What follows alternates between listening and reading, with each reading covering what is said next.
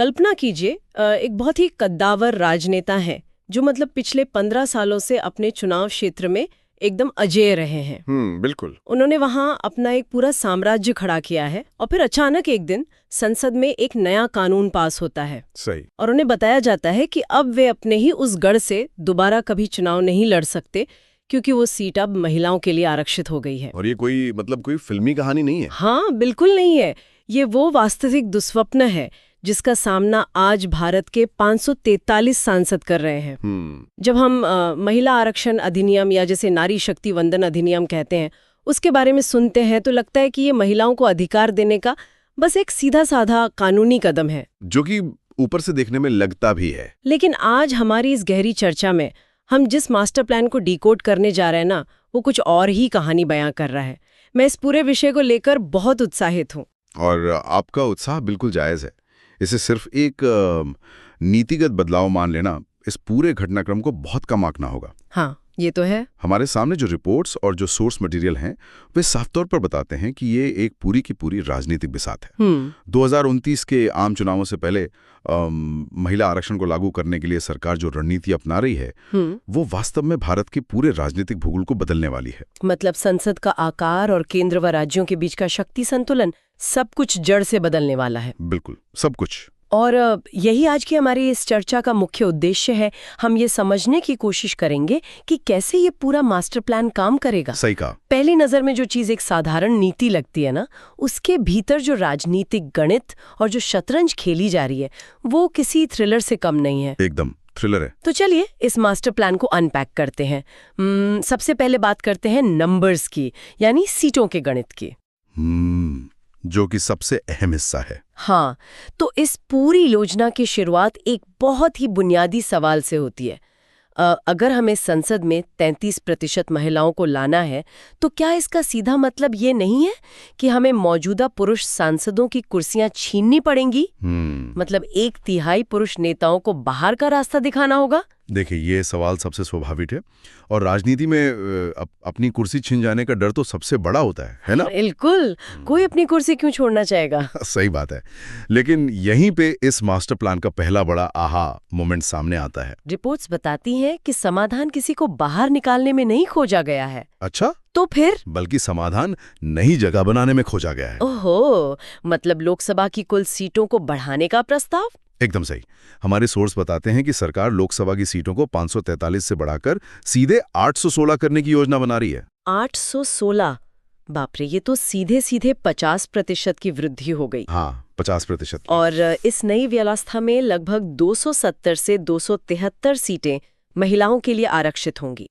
और बात सिर्फ लोकसभा तक सीमित नहीं है, राज्यों की विधानसभाओं में भी इसी तरह 50% वृद्धि का प्रस्ताव है। अगर इसे एक उदाहरण से समझे तो मान लीजिए किसी घर में कुछ नए सदस्य आने वाले हैं। हाँ, अच्छा उदाहरण है। अब मौजूदा सदस्यों का कमरा छीनने या एक ही कमरे को आधा आधा बांटने के बजाय आप घर के ऊपर एक नई मंजिल ही बना दें। बिल्कुल वही हो रहा है। लेकिन एक मिनट, ये राजनीतिक रूप से तो एक चतुर कदम लगता है, लेकिन क्या एक झटके में 270 नई सीटें जोड़ देना हमारी संसद को अव्यवस्थित नहीं कर देगा?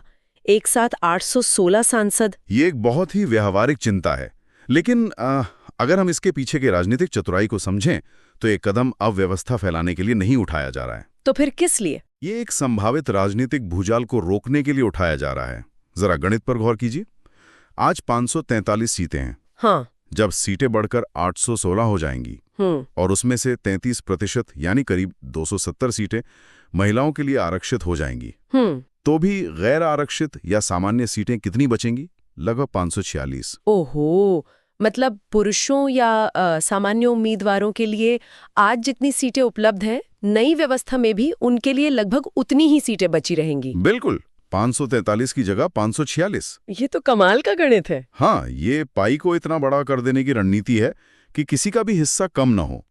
समझ रही हूँ। जब किसी राजनेता को ये डर सताएगा कि उसकी मौजूदा सीट महिला उम्मीदवार के लिए आरक्षित हो सकती है, तो उसे बगावत करने की जरूरत ही नहीं होगी, क्योंकि ठीक उसके बगल में परिसीमन के बाद एक नई सीट बन चुकी होगी जहां से वो चुनाव लड़ सकेगा। एकदम सही। इस तरह सरकार ने आरक्षण भी लागू कर दिया और मौजूदा नेताओं के विद्रोह या असुरक्षा को भी जड़ से खत्म कर दिया। ये तो वाकई विरोध को शांत करने का एक अचूक तरीका है। और अब ये भी समझ में आता है कि भारत को एक नए इतने विशाल संसद भवन की जरूरत क्यों थी। बिल्कुल, वो भी इसी मास्टर प्लान का हिस्सा है। नई मंजिल बनाने का आइडिया तो शानदार है, लेकिन जमीन पर नई मंजिल बनाने के लिए आपको नया नक्शा पास कराना होता है। हाँ। और राजनीति में चुनाव क्षेत्रों का ये नया नक्शा बनाने की जो कानूनी प्रक्रिया है उसे परिसीमन या डिलिमिटेशन कहते हैं। और यहीं से इस मास्टर प्लान की दूसरी और सबसे बड़ी बाधा शुरू होती है, मतलब टाइमलाइन की बाधा। बिल्कुल, क्योंकि नियम ये कहता है कि नई सीटें बनाने और परिसीमन करने के लिए एक नई जनगणना या सेंसस का होना अनिवार्य है ना? हाँ, यही कानूनी प्रक्रिया है। और अगर हम आज से जनगणना शुरू भी करें तो उसके आंकड़े आने और फिर पूरे देश का परिसीमन करने में कई साल लग जाएंगे। कई साल, बिल्कुल। तो ऐसे में 2029 के चुनाव में इस आरक्षण को लागू करने की डेडलाइन कैसे पूरी होगी? ये एक असंभव सा लक्ष्य लगता है। अगर पारंपरिक रास्ते से चलें तो ये वाकई असंभव है, और इसीलिए सरकार ने एक बहुत बड़ा शॉर्टकट निकाला है। शॉर्टकट? हाँ, जिसे इस योजना में डीलिंकिंग कहा जा रहा है। अच्छा, डीलिंकिंग। मूल अधिनियम के अनुसार जनगणना पूरी होने के बाद ही परिसीमन होना था, लेकिन सरकार ने महसूस किया कि अगर नए डेटा का इंतजार किया गया तो 2029 का लक्ष्य हाथ से निकल जाएगा। इसलिए प्रस्ताव यह है कि परिसीमन की इस पूरी प्रक्रिया को मौजूदा या भविष्य की जनगणना से पूरी तरह अलग या डिलिंक कर दिया जाए, और इसके बजाय 2011 की जनगणना के डेटा का ही इस्तेमाल किया जाए। रिपोर्ट्स भी यही बताती हैं। हाँ, बिल्कुल। ऐसा करने से इसी साल जून में ही परिसीमन आयोग का गठन किया जा सकता है। लेकिन यहाँ मुझे इस तर्क से थोड़ी परेशानी हो रही है। कैसी परेशानी? हम बात कर रहे हैं 2029 के चुनावों की। क्या 2011 के डेटा, जो कि 18 साल पुराना होगा, उसके आधार पर भविष्य की संसद का आकार तय करना सही है? इन 18 सालों में भारत की डेमोग्राफी पूरी तरह बदल चुकी है। लाखों लोग गांव से शहरों की तरफ पलायन कर चुके हैं। क्या ये एक पुराने एक्सपायर हो चुके नक्शे को देखकर नई इमारत बनाने जैसा नहीं है? ये एक बेहद आलोचनात्मक और बहुत सही सवाल है। लोकतांत्रिक दृष्टि से देखा जाए तो ये आदर्श स्थिति बिल्कुल नहीं है। वही तो। बिना ताज़ा आंकड़ों के प्रतिनिधित्व तय करना कई जमीनी हकीकतों को दरकिनार कर सकता है, लेकिन यहाँ सरकार के नजरिए से बात आदर्श स्थिति बनाम व्यावहारिक मजबूरी की है। 2029 तक महिला आरक्षण लागू करना एक ऐसा राजनीतिक वादा है जिससे पीछे हटना भारी पड़ सकता है। ये परफेक्शन की कीमत पर प्रैक्टिकलिटी को चुनने का मामला है। सही कहा। 2011 का डेटा एक कानूनी रूप से स्थापित और सर्वमान्य डेटा है, उस पर कोई राजनीतिक विवाद नहीं है। हाँ, ये तो है। अगर सरकार 2021 या 2025 के नए डेटा का इंतजार करती है तो प्रक्रिया 2030 के बाद तक खिंच सकती है। इसलिए समय सीमा को बचाने के लिए ये एक सोची समझी प्रशासनिक छलांग है। ठीक है, मैं इस मजबूरी को समझ सकती हूँ, लेकिन जैसे ही परिसीमन और जनसंख्या के डेटा की बात आती है, हमारी रिपोर्ट्स भारतीय राजनीति की एक बहुत ही पुरानी और संवेदनशील दुखती रग की तरफ इशारा करती हैं। आप उत्तर बनाम दक्षिण भारत के विवाद की बात कर रही हैं? बिल्कुल, उत्तर बनाम दक्षिण।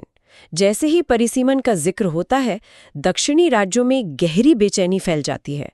आखिर दक्षिण भारत को परिसीमन से इतना डर क्यों है? इसे समझने के लिए हमें थोड़ा इतिहास में जाना होगा। 1976 में आपातकाल के दौरान इंदिरा गांधी की सरकार ने एक अहम फैसला लिया था। उन्होंने साल 2000 तक के लिए परिसीमन पर रोक लगा दी थी, जिसे बाद में 2026 तक बढ़ा दिया गया। और इसके पीछे का कारण था परिवार नियोजन या फैमिली प्लानिंग, है ना? बिल्कुल, ताकि जो राज्य जनसंख्या कम कर रहे हैं उन्हें राजनीतिक नुकसान न हो। आज़ादी के बाद से दक्षिणी राज्यों जैसे केरल, तमिलनाडु, इन्होंने जनसंख्या नियंत्रण में बेहतरीन काम किया है। हाँ। वहां जन्म दर काफी कम हुई। इसके विपरीत उत्तर प्रदेश और बिहार जैसे उत्तरी राज्यों में जनसंख्या तेजी से बढ़ी। अब क्योंकि लोकतंत्र में संसद की सीटें सीधे तौर पर जनसंख्या के अनुपात में तय होती हैं। हाँ, तो दक्षिणी राज्यों का डर यह है कि अगर आज की जनसंख्या के हिसाब से परिसीमन हुआ तो उत्तरी राज्यों की सीटें बहुत ज्यादा बढ़ जाएंगी। एकदम सही। तो उनका डर यह है कि क्योंकि उन्होंने देश के हित में जनसंख्या नियंत्रण का अच्छा काम किया, इसलिए संसद में उनकी सीटें कम हो जाएंगी और उनका राजनीतिक प्रभाव सिकुड़ जाएगा। मतलब जिसने अच्छा काम किया उसे ही सजा मिलेगी। यही उनका सबसे बड़ा डर है। उनका डर है कि संसद में उत्तर भारत का वर्चस्व इतना हो जाएगा कि दक्षिणी राज्यों की आवाज दब जाएगी। ये एक ऐसा मुद्दा है जो मतलब भारत के संघीय ढांचे को हिला सकता है। तो फिर 816 सीटों वाले इस नए मास्टर प्लान में सरकार ने इस बारूदी सुरंग को कैसे पार किया? क्योंकि अगर सीटें बढ़ रही हैं तो जाहिर है जनसंख्या के आधार पर ही बढ़ेंगी। यहीं पर एक बहुत ही दिलचस्प और ऐतिहासिक समझौता सामने आता है। रिपोर्ट्स के मुताबिक प्रस्ताव यह है कि सीटों की कुल संख्या 50% जरूर बढ़ेगी। हाँ? लेकिन अलग अलग राज्यों के बीच सीटों का जो अनुपात है उसे बिल्कुल वैसा ही रखा जाएगा। अच्छा, इसे जरा आसान भाषा में समझाइए, ये गणित कैसे काम करेगा? मान लीजिए एक दक्षिणी राज्य है तमिलनाडु, जिसके पास आज लोकसभा की 39 सीटें हैं। ठीक है। जो कि 543 का लगभग 7% है। और दूसरी तरफ उत्तर प्रदेश है जिसके पास 80 सीटें हैं, यानी लगभग 15%। नए फॉर्मूले के तहत जब सीटें 816 होंगी तो इस 50% की वृद्धि को हर राज्य पर समान रूप से लागू किया जाएगा। ओके, यानी तमिलनाडु की सीटें 39 से बढ़कर 58 या 59 हो जाएंगी और उत्तर प्रदेश की सीटें 80 से बढ़कर 120 हो जाएंगी। हाँ, अब मैं समझी। मतलब कुल संख्या तो बढ़ गई, लेकिन 816 की नई संसद में भी तमिलनाडु का हिस्सा 7% ही रहेगा। बिल्कुल। और उत्तर प्रदेश का हिस्सा 15% ही रहेगा। दोनों राज्यों का एक दूसरे के मुकाबले जो वजन है वो 1 इंच भी नहीं बदलेगा। एकदम सही। ये दक्षिणी राज्यों के परिसीमन के डर को शांत करने का एक बहुत ही सटीक रणनीतिक उपाय है। ये सुनिश्चित करता है कि संसद बड़ी जरूर हो रही है, लेकिन उसमें शक्ति का जो भौगोलिक संतुलन आज है वो कल भी वैसा ही रहेगा। कोई भी राज्य खुद को ठगा हुआ महसूस नहीं करेगा। ये वाकई एक बहुत बड़ी कूटनीतिक जीत की तरह लगता है। संविधान के दायरे में रहते हुए एक बहुत ही चतुर गणितीय समाधान है ना? ठीक है, तो राज्यों के बीच सीटों का बंटवारा सुलझ गया, लेकिन असली राजनीतिक खून खराबा 2 राज्यों के बीच नहीं, बल्कि एक ही राज्य और एक ही जिले के भीतर होता है। बिल्कुल, जमीनी स्तर पर। अब सवाल ये उठता है कि जब ये तय करना होगा कि उत्तर प्रदेश या तमिलनाडु के भीतर कौन सी विशेष सीट महिलाओं के लिए आरक्षित होगी, तब क्या होगा?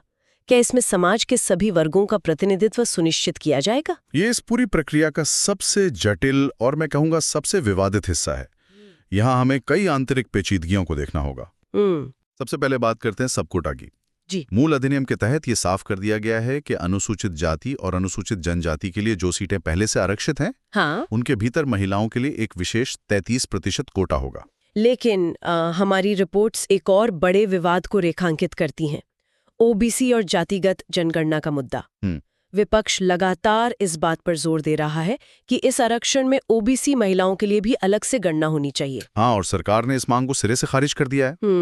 गृह मंत्री अमित शाह ने इसके पीछे जो तर्क दिया है वो ध्यान देने लायक है। उन्होंने संसद में बताया कि भारत में लगभग 81 लाख विभिन्न जाति समूह हैं। 81 लाख? हाँ, इतने बड़े विविधतापूर्ण और जटिल देश में मतलब हर एक जाति की गिनती करना और फिर उसके आधार पर राजनीतिक कोटा तय करना पूरी तरह से अव्यावहारिक है।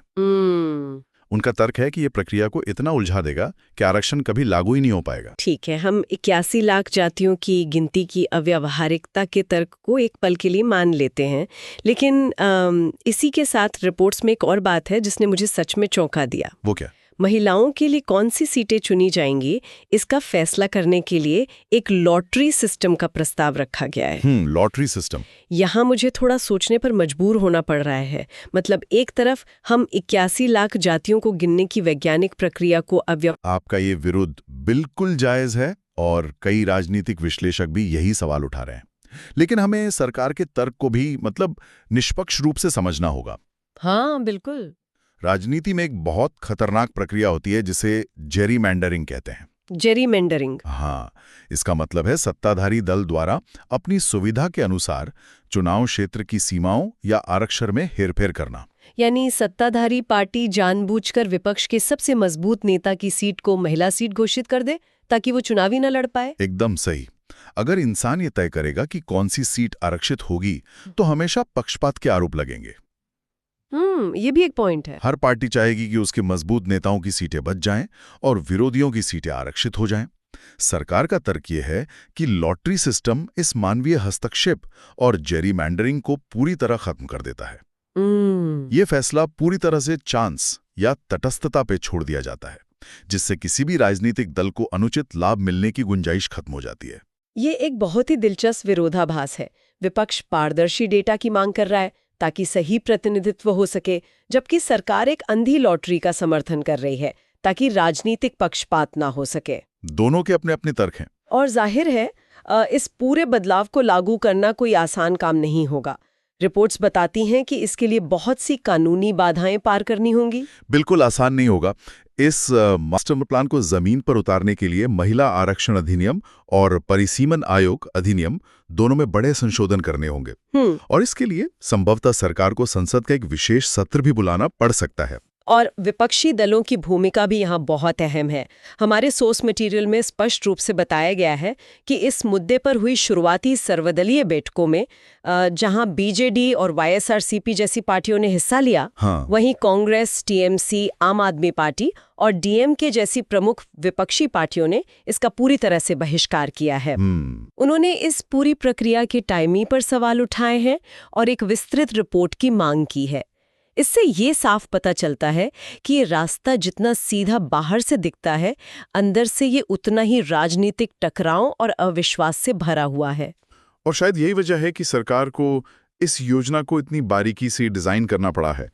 हर एक कदम, चाहे वो मौजूदा सांसदों को शांत करने के लिए 816 सीटें करना हो, या टाइमलाइन को बचाने के लिए 2011 के पुराने डेटा का उपयोग करना हो, या फिर दक्षिण भारत को साथ रखने के लिए अनुपातिक संतुलन बनाए रखना हो, ये सब किसी न किसी राजनीतिक या कानूनी बाधा को पार करने के लिए ही उठाया गया है। तो अगर हम अपनी इस पूरी गहरी चर्चा के मुख्य निष्कर्षों को समेटें तो ये बात स्पष्ट हो जाती है कि ये पूरा घटनाक्रम एक अभूतपूर्व फास्ट ट्रैक पैंतराबाजी है। बिल्कुल। सरकार एक ऐसा विशाल तंत्र तैयार कर रही है जो एक साथ कई मोर्चों पर काम कर रहा है। लोकसभा को विशाल बनाना, जनगणना की अनिवार्यता को बाईपास करना और उत्तर दक्षिण के ऐतिहासिक शक्ति संघर्ष को गणित के एक फॉर्मूले से सुलझाना। ये सब 2029 तक महिला आरक्षण के वादे को हकीकत में बदलने की एक महत्वाकांक्षी कोशिश है। ये इस बात का बेहतरीन उदाहरण है कि नीति निर्माण सिर्फ एक आदर्श विचार नहीं होता। सही कहा। किसी भी बड़े बदलाव को लागू करने के लिए इतिहास की समझ, संविधान की बारीकियों और जमीनी राजनीति के दबावों को एक साथ साधना पड़ता है। और ये चर्चा हमें ये भी दर्शाती है कि सूचनाओं के इस दौर में जो चीज हमें अपने फोन की स्क्रीन पर बस एक ब्रेकिंग न्यूज या एक लाइन का फैसला लगता है, उसके पीछे कितनी गहरी परतें होती हैं। एक नीति सिर्फ एक कागज का टुकड़ा नहीं होती, वो दशकों की राजनीति, भूगोल और समाज का आईना होती है। और इसीलिए हम इन विषयों के इतने भीतर गोता लगाते हैं ताकि हम सिर्फ ये ना जाने कि क्या हो रहा है, बल्कि उस तंत्र को समझें कि वो क्यों और कैसे हो रहा है। बिल्कुल। और इसी सोच के साथ मैं इस चर्चा को एक ऐसे विचार पर छोड़ना चाहूंगी जो शायद हमारे आज के सोर्स मटेरियल में सीधे तौर पर नहीं लिखा था, लेकिन इन सभी तथ्यों को देखने के बाद उभर कर सामने आता है। सभी श्रोताओं के लिए ये सोचने वाली बात है। जरा सोचिए, जब भविष्य में 543 की जगह 816 सांसद एक ही सदन में बैठेंगे, तो क्या हमारी संसद की पूरी कार्यप्रणाली हमेशा के लिए नहीं बदल जाएगी? आज एक सांसद की अपनी एक पहचान होती है, उसकी आवाज का एक वजन होता है। बिल्कुल। लेकिन क्या 816 लोगों की इतनी बड़ी भीड़ में एक व्यक्तिगत प्रतिनिधि की अहमियत कम नहीं हो जाएगी? ये एक बहुत बड़ा सवाल है। क्या बहस के लिए पर्याप्त समय मिल पाएगा, या फिर एक सांसद सिर्फ अपनी पार्टी की एक बड़ी मशीन का एक छोटा सा पुर्जा बनकर रह जाएगा? लोकतंत्र में संख्या बल जरूरी है, लेकिन क्या इतनी बड़ी संख्या व्यक्ति की आवाज को शोर में नहीं बदल देगी? ये एक ऐसा सवाल है जिस पर हम सबको विचार करना चाहिए। आज की गहरी चर्चा में बस इतना ही।